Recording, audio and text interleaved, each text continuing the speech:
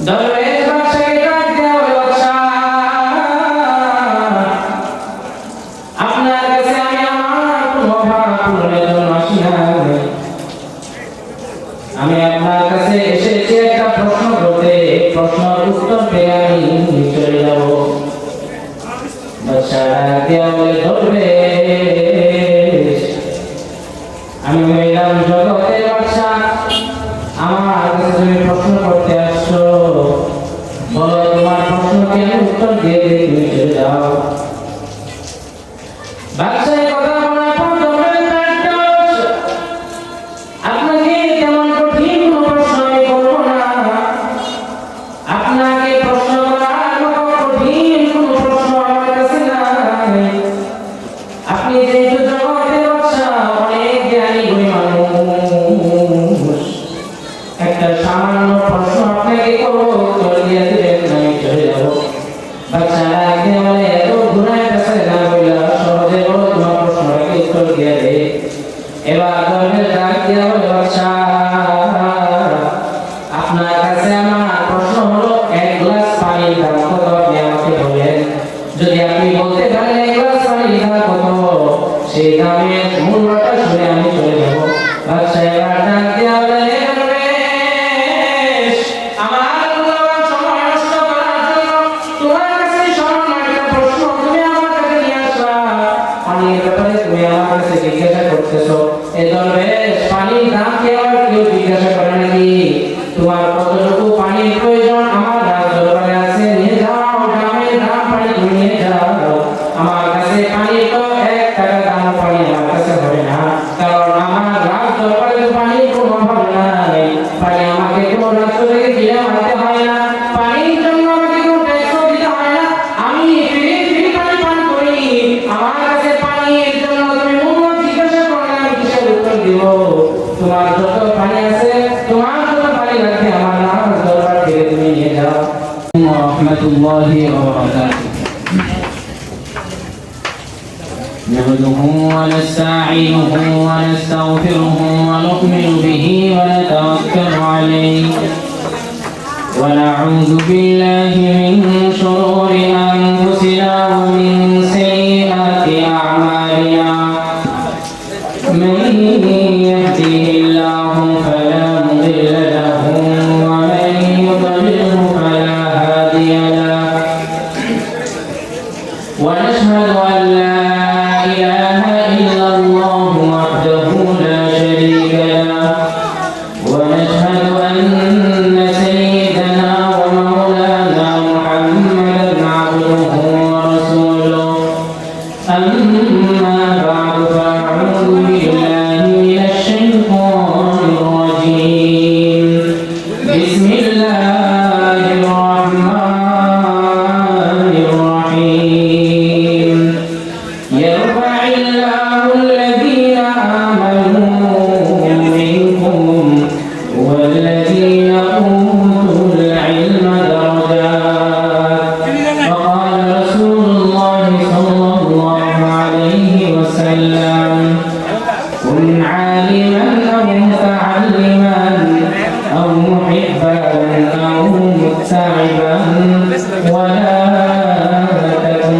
خامسا أو كما قال النبي عليه الصلاة والسلام صدق الله مولانا العظيم وصدق رسوله النبي الكريم ونحن على ذلك لمن الشاهدين والشاكرين والحمد لله رب العالمين إن الله وملائكته يصلون على النبي يا أيها الذين آمنوا صلوا عليه وسلموا تسليما اللهم صل على محمد وعلى آل محمد كما صليت على إبراهيم وعلى آل إبراهيم إنك حميد مجيد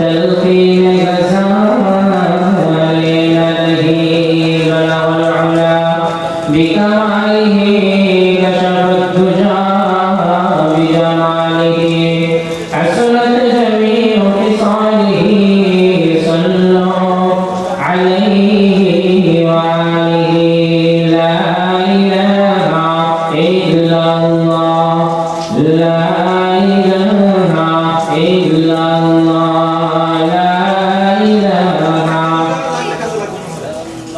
बता हमको तेरे राह किस तरफ है तेरे राह पर चला हमको खुदाया ला इलाहा इल्लल्लाह ला इलाहा दरपेशानी में तेरी कद रूह को दरिया कर दिया दिल को रोशन कर दिया आँखों को नीला कर दिया ला इलाहा इल्लल्लाह ला इलाहा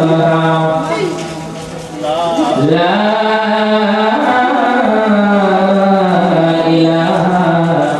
इल्लल्लाह मुहम्मदुर रसूलुल्लाह सुब्हानक ला इल्म लना इल्ला मा 'allamtana innaka antal alimul hakim rabbi shrah li sadri wa yassir li amri wahlul 'uqdatan min lisani yafqahu qawli wa bika nasta'in ya musta'an alhamdulillah Ayesha Siddika রাদিয়াল্লাহু আনহা তোমার মহিলা মাদ্রাসার দ্বিতীয় শাখার উদ্যোগে আয়োজিত আজকের এই বাৎসরিক ওয়াজ ও দোয়া মাহফিল সম্মানিত সভাপতি মুআজ্জাজ মুতারাম হযরত উলামায়ে কেরাম আমার সামনে অবশ্য আল্লাহ পাক রব্বুল আলামিনের আশিকিন যাকিরিন মুত্তাকিন বান্দারা আল্লাহ পাক রব্বুল আলামিনের দরবারে অসংখ্য অগণিত শুকরিয়া প্রশংসা যে মহান রব্বুল আলামিন আহকামুল হাকিমিন আমাদেরকে দয়া করে মায়া করে মহব্বত করে একটি উলামায়ে কেরামের মজলিস জান্নাতের বাগানের মধ্যে আসার এবং বসার তৌফিক দান করেছেন এই জন্য মনিবের দরবারে প্রাণ ভরে শুকরিয়া আদায় করে সকল করে আলহামদুলিল্লাহ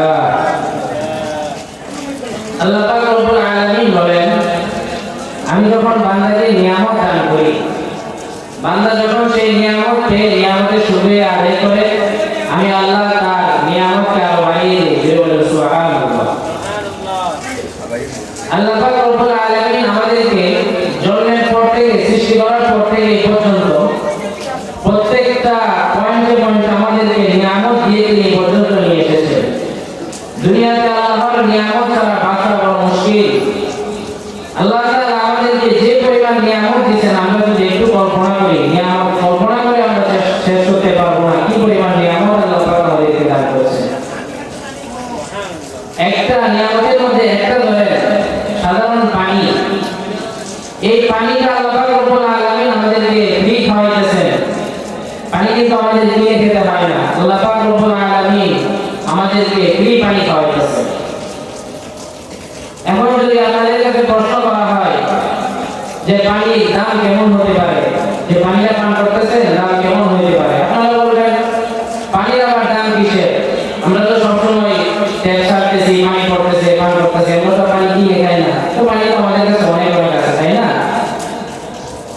তেমনি ভাবে একদম দরবেশ একদম বাদশাকে প্রশ্ন করেছিলেন বাদশাকে প্রশ্ন করার পর যখন বাদশাহ দরবারে দরবেশ হাজির হলো উজির নাজিরা বলল যে আপনার কাছে একজন দরবেশ আছে আপনাকে কিছু জিজ্ঞাসা করতে চায় আপনি কি তাকে আসার অনুমতি দিবেন বাদশাহ বলল ঠিক আছে দরবেশ মানুষ নিয়ে আসো আমার কাছে দেখি সে কি জানতে চায় বাদশাহকে যখন বাদশাহ নিকট যখন দরবেশকে নিয়ে যাওয়া হলো বাদশাহ দরবেশকে দেখার পর ডাকতে বলবে কোন কারণে তুমি আমার কাছে এসেছো তোমার কিসের প্রয়োজন কিসের তোমার অভাব দেখা দিল কোন অভাব প্রয়োজনের কাছে তুমি আমার কাছে আসছো বলো দরবেশ বাদশাহকে ডাকতে বলে বাদশাহ আপনার কাছে আমি আমার কোন অভাব পূরণের জন্য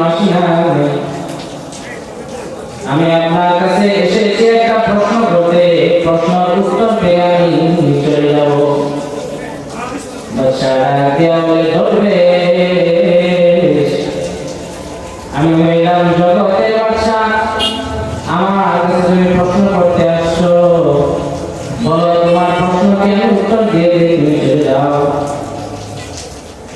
বাদশা এই কথা বলার পর দরবারে ডাকতে বলছে, আপনাকে তেমন কঠিন কোনো প্রশ্ন আমি করবো না, আপনাকে প্রশ্ন করার মতো কঠিন কোনো প্রশ্ন আমার কাছে নাই। আপনি যেহেতু জগতের বাদশা, অনেক জ্ঞানী গুণী মানুষ, একটা সামান্য প্রশ্ন আপনাকে করবো, উত্তর দিয়ে দিবেন, আমি চলে যাবো। বাদশা ডাকতে বলে, এত ঘুরায় কাছে না বললা, সহজে বলো তোমার প্রশ্নটাকে উত্তর দিয়ে দে। এবার দরবেশ ডাক দিয়ে বলে, বাদশা আপনার কাছে আমার প্রশ্ন হলো, এক গ্লাস পানির দাম কত আপনি আমাকে বলেন। যদি আপনি বলতে পারেন এক গ্লাস পানির দাম কত, সেই দামের মূল্যটা শুনে আমি চলে যাব। বাদশা এবার ডাক দিয়ে বলে, দরবেশ আমার মূল্যবান সময় নষ্ট করার জন্য তোমার কাছে সামান্য একটা প্রশ্ন তুমি আমার কাছে নিয়ে আসলা, পানির ব্যাপারে তুমি আমার কাছে জিজ্ঞাসা করতেছো। এই দরবেশ পানির দাম কি আবার কেউ জিজ্ঞাসা করে নাকি? তোমার কতটুকু পানির প্রয়োজন আমার রাজ দরবারে আছে, নিয়ে যাও, গ্রামের দাম পানি তুমি নিয়ে যাও। আমার কাছে পানি তো 1 টাকা দাম পানি আমার কাছে হবে না, কারণ আমার রাজ দরবারে তো পানির কোনো অভাব নাই। পানি আমাকে কোনো রাজ্য থেকে কিনে আনতে হয় না, পানির জন্য আমাকে কোনো ট্যাক্সও দিতে হয় না, আমি ফ্রি পানি পান করি। আমার কাছে পানির জন্য তুমি মূল্য জিজ্ঞাসা করলে আমি কিসের উত্তর দিব? তোমার যত পানি আছে, তোমার যত পানি লাগবে আমার রাজ দরবার থেকে তুমি নিয়ে যাও। বাদশার এই কথা শোনার পর দরবেশ ডাক দিয়ে বলে, বাদশা আমি জানতাম আপনি আমাকে উত্তর দিবেন, আমি জানতাম আপনি এই উত্তরটাই আমাকে দিবেন যে আপনার কাছে পানির কোনো দাম নেই। দাম হবে না কেন? আপনি তো পানি কখনো কিনে খান না, পানি আপনার কাছে সহজ। এবার দরবেশ ডাক দিয়ে আমার, বাদশা আমি আপনাকে বলে দিব নাকি এক গ্লাস পানির দাম আপনার কাছে কত? বাদশা বলে, ঠিক আছে তুমি বলে দাও কি কত হতে পারে এক গ্লাস পানির দাম। এবার দরবেশ ডাক দিয়ে বলে, বাদশা আপনি তো রাষ্ট্রীয় কাজে বিভিন্ন দেশে সফর করে থাকেন, বিভিন্ন মরুভূমি পাড়ি দিয়ে থাকেন, দেখতে দেন না? অবশ্যই দিই। বলে, বাদশা আপনি তো রাষ্ট্রীয় কাজে বিভিন্ন দেশে সফর করেন, মনে করেন এই মরুভূমির মধ্য দিয়ে সফর করতেছেন, এমন সময় গরমের কারণে প্রচন্ড তৃষ্ণা আপনার পেয়ে বসেছে, আপনার প্রচন্ড পানি পিপাসা ধরেছে। আপনার পানি পিপাসা ধরতে ধরতে এমন পর্যায়ে চলে গেছে, যদি এই মুহূর্তে আপনি পানি পান না করেন আপনি মারা যাবেন। এমন সময় যদি কোনো আল্লাহর বান্দা আপনাকে 1 গ্লাস পানি দিয়ে দেয়, আপনি তাকে কি দিবেন? বাদশা ডাক দিয়ে বলে, এমন তো কোনো অবস্থা আমার সাথে হয় নাই, আশা করি হবেও না। যদিও এমন অবস্থা আমার হয়, আর ওই মুহূর্তে যদি কেউ আমাকে 1 গ্লাস পানি দিয়ে দেয়, তাহলে আমি তাকে আমার রাজত্বের অর্ধেক দিয়ে দিব। 1 গ্লাস পানি ওই সময় আমাকে কেউ দিলে আমি তাকে পুরস্কার হিসেবে কি দিব? আমার রাজত্বের অর্ধেক আগে দিয়ে দিব, কারণ আমি বেঁচে থাকলে তো আমার রাজত্ব টিকে থাকবে, তাই না? তো সে 1 গ্লাস পানি খেয়ে যখন আমি বেঁচে যাবো, তখন অর্ধেক রাজত্ব আমি পরিচালনা করবো, আর অর্ধেক সে পরিচালনা করবে, যার কারণে আমরা বেঁচে গেছি। এবার দরবেশ ডাক দিয়ে বলে, পানি 1 গ্লাস মাত্র পান করলেন, বের করা তো বাকি আছে। আচ্ছা পানি মাত্র পান করছে, পেটের মধ্যে পানি কি বের হয়েছে? এবার দরবেশ ডাক দিয়ে বলে, বাদশা আমার মূল্যের প্রশ্নের উত্তর শেষ হয় নাই, এখনো আমার উত্তর বাকি আছে।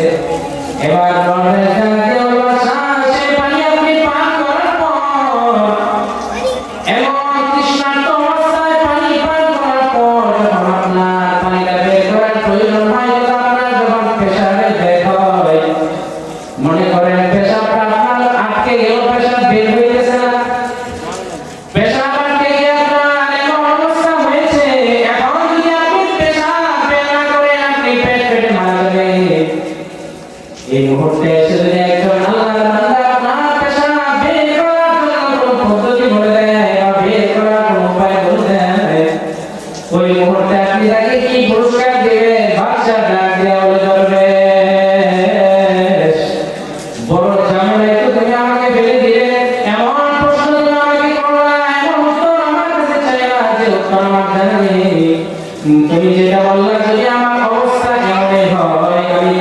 আমার রাজত্বের বাকি অর্ধেক দিয়ে দিব,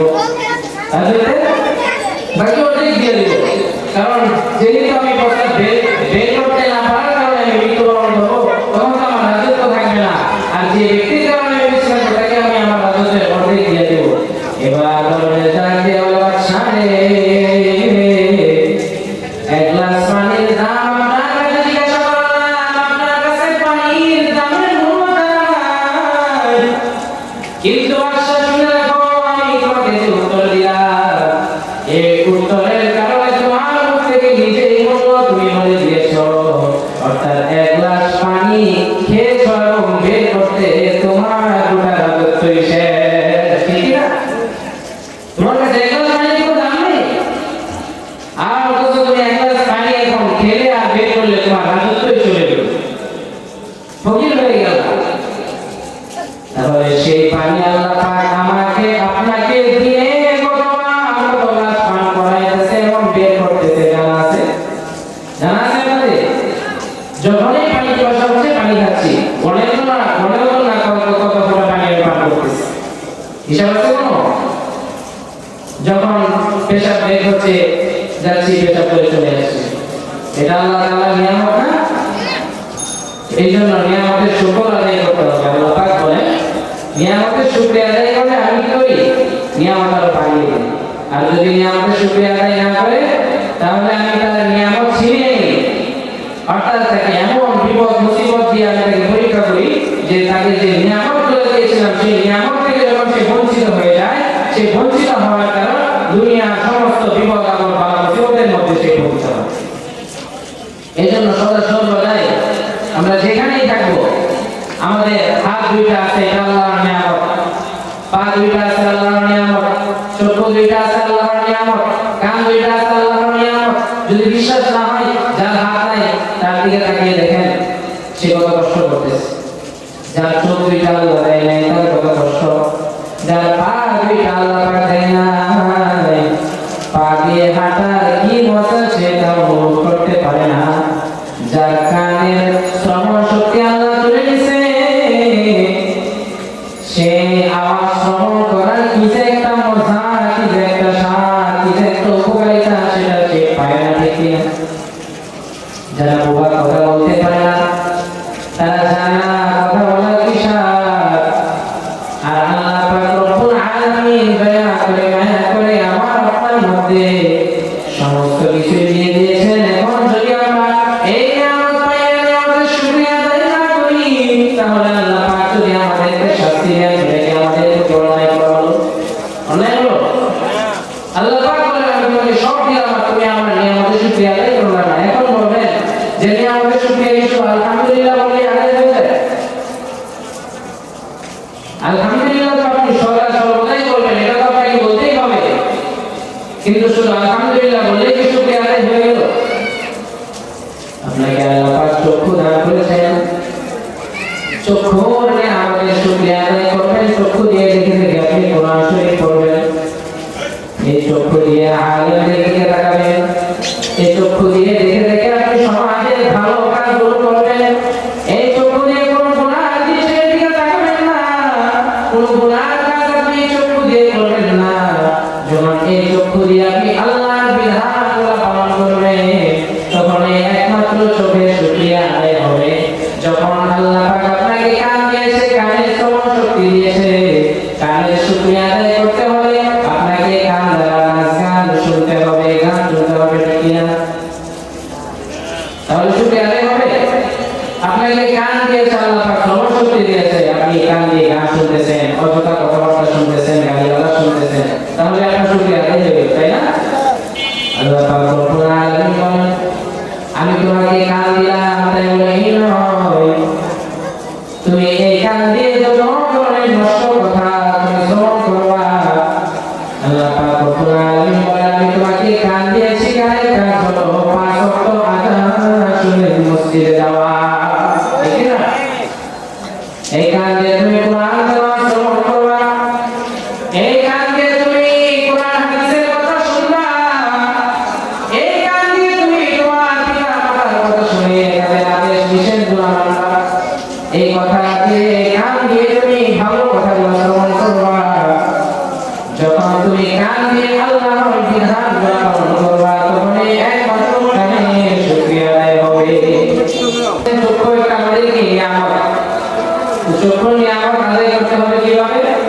এই চক্ষু দিয়ে ভালো কাজগুলো দেখতে হবে, ভালো বিধানগুলো আল্লাহ পাকের বিধান যেগুলো আছে চক্ষু দ্বারা আদায় করতে হয়, সেই বিধানগুলো চক্ষু দ্বারা আদায় করতে হবে। যে বিধান আছে কান দ্বারা আদায় করতে হয়, সেই বিধানগুলো কান দ্বারা আদায় করতে হবে। আর যে বিধানগুলো হাত দ্বারা আদায় করতে হয়, সেই বিধানগুলো হাত দ্বারা আদায় করতে হবে। কারণ আল্লাহ পাক রব্বুল আলামিন বলেন কি, লাইন শাকারতুম লাযিদান্নাকুম ওয়া লাইন কাফারতুম ইন্না আযাবি লাশাদীদ। আল্লাহ পাক রব্বুল আলামিন বলেন, যে ব্যক্তি আমার নিয়ামতের শুকরিয়া আদায় করলো, আমি আল্লাহ পাক রব্বুল আলামিন তার নিয়ামত বাড়িয়ে দেই। আর যে ব্যক্তি নিয়ামতের শুকরিয়া আদায় করে না, আমি আল্লাহ তার নিয়ামত উঠিয়ে নিয়ে তাকে কঠিন আযাবের মধ্যে আল্লাহ তাকে ফেলে দেয়। এই জন্য প্রিয় ভাইরা, আল্লাহ পাক রব্বুল আলামিন আমাদেরকে দুইটা হাত দান করেছেন। এই দুইটা হাতের যে কত মর্যাদা, এই দুইটা হাতের যে কত কাজ, এই দুইটা হাতের কত উপকারিতা, যার হাত নাই তার দিকে দেখলে বোঝা যায় আল্লাহ পাক রব্বুল আলামিন এই দুইটা হাতের মধ্যে কত বরকত দিয়েছেন, কত উপকারিতা রেখেছেন। আজকাল রাস্তাঘাটে চলতে গেলে দেখা যায় মানুষের দুইটা হাত নাই, কারো একটা হাত নাই, এক হাত ছাড়া অপর হাত দিয়ে রিক্সা চালাইতেছে। তারপরে মানুষের কাছে হাত পাবে না, কষ্ট করে হলেও আল্লাহ পাক রব্বুল আলামিন তাকে এক দুই হাতের নিয়ামতের মধ্যে এক হাত দিয়েছেন, সে এক হাত দিয়ে উপার্জন করতেছে। আবার দেখা যায় আল্লাহ পাক যাদেরকে দুই হাত দিয়ে দেয়, তার দুই হাত না থাকা সত্ত্বেও সে আল্লাহ পাকের গোলামি করতেছে, আল্লাহ পাকের বিধানগুলো পালন করতেছে। আর আল্লাহ পাক রব্বুল আলামিন আমাদেরকে দুইটা হাত দেওয়ার পর যদি আমরা আল্লাহ পাকের গোলামি না করি, আল্লাহ পাকের বিধানগুলো পালন না করি, আমাদের শুকরিয়া আদায় না করি, তাহলে আল্লাহ পাক রব্বুল আলামিন বলেছেন, ওয়ালাইন কাফারতুম ইন্না আযাবি লাশাদীদ। আর যে ব্যক্তি আমার পায় আমাদের শুকরিয়া আদায় করে না, আমি আল্লাহ তাকে কঠিনতম আযাবের মুখাপেক্ষী করি। আল্লাহ পাক রব্বুল আলামিন আমাদেরকে দুইটা পা দান করেছেন। এই পায়ের কত দাম, পায়ের কত দাম, যে ব্যক্তি দুইটা পা সে জানে পায়ের কত দাম। রাস্তাঘাটে চলতে পারে না, ঘর থেকে বের হইতে পারে না, সে নিজের পা দিয়ে হেঁটে হেঁটে বের হবে, সামর্থ্য তার নাই, ক্ষমতা তার নাই। আল্লাহ পাক রব্বুল আলামিন যেহেতু তার দুইটা পা উঠে গেছেন, এই জন্য সে পা দিয়ে হেঁটে হেঁটে মসজিদে যাইতে পারে না, পা দিয়ে হেঁটে হেঁটে ওয়াজ মাহফিল আসতে পারে না। তারপরেও দেখেন কষ্ট করে হলেও আল্লাহ পাকের বিধানগুলো সে পালন করে। আর আমি আপনি যদি আল্লাহ পাকের বিধান দুইটা পা পেয়েও যদি নামাজের দিকে না যাই, মসজিদের দিকে না যাই, ওয়াজ মাহফিলের দিকে না আসি, সমাজের ভালো কাজের দিকে যদি না যাই, তাহলে আল্লাহ পাক রব্বুল আলামিন আমাদেরকে দুইটা পা কেমন ভাবে দিয়েছেন, পা দুইটা ছিঁড়ে যেতেও কিন্তু বেশি সময় লাগবে না, ঠিক না? আল্লাহ পাক নিয়ামত দিয়েছেন, এই জন্য নিয়ামতের শুকরিয়া আদায় করতে হবে। সমস্ত কিছুর নিয়ামতের শুকরিয়া আলহামদুলিল্লাহ বলে আদায় হয় না। যে জিনিসটার যে ব্যবহার, যখন সেই জিনিসটা দ্বারা আপনি সেই সঠিক ব্যবহার করবেন, তখনই সেই জিনিসের নিয়ামত আদায় হবে। আল্লাহ পাক রব্বুল আলামিন আমাদেরকে পরিপূর্ণভাবে নিয়ামতের শুকরিয়া আদায় করার তৌফিক দান করুন, বলে আমিন। সম্মানিত হাজির, রাসূল সাল্লাল্লাহু আলাইহি ওয়াসাল্লাম হাদিসের মধ্যে বলেছেন যে আলেমদের কত মর্যাদা। তিনি আলেমদের মর্যাদা দিয়ে হাদিসের মধ্যে বহু হাদিসে রিওয়ায়াত করেছেন।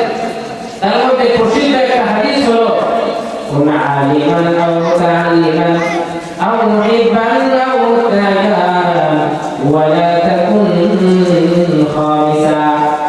আল্লাহ নবীর আগে বলে আমার মধ্যে দল, হয় তোমরা আলেম হও অথবা আলেমের ছাত্র হও, অথবা আলেমকে মহব্বত করে হও, অথবা আলেমকে তুমি অনুসরণ করো, তার পক্ষে থাকো। ওয়ালা তাকুন খামিসা, এই চারটা বিধি 5 নম্বর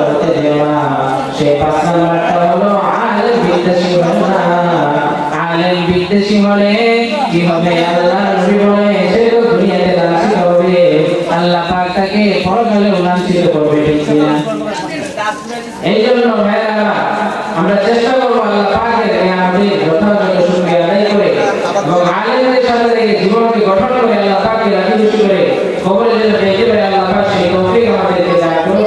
আমিন। ওয়া আখিরু দাওয়ানা আলহামদুলিল্লাহি রাব্বিল আলামিন। আসসালামু আলাইকুম ওয়া রাহমাতুল্লাহ।